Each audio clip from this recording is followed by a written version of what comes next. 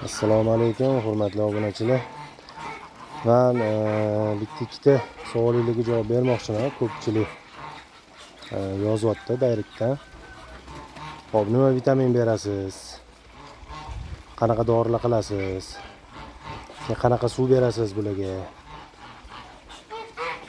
degan savollar juda ko'p tushyapti. Vitamin hech qanaqa vitamin bermayman.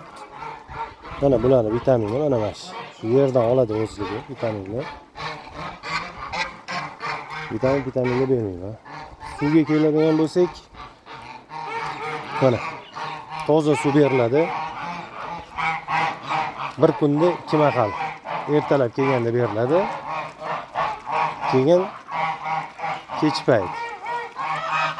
Soat 4 paytda kelamiz, mana suvni yengillaymiz. Yeyotgan ovqati jo'xori, bug'doy, suli. Shu. Bunaqa ortiqcha narsalar bermaymiz. Faqat mana shunaqa narsalar beriladi.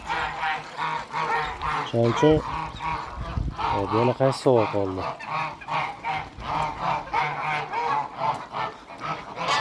Xohlasa bitta basseyn qilib ko'lamoqchimiz.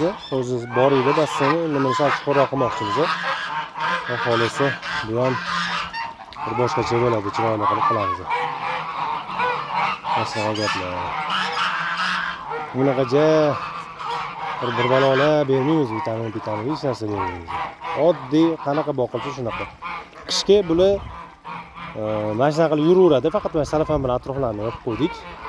Boshqa unaqacha nima deydi? Uylar yasa bunaqa narsalar qilmadik. Bular yuraveradi qishda ham. Chunki tabiatan shunaqa ekan. Qishda ham yuraveradi, sovuqga chidamli.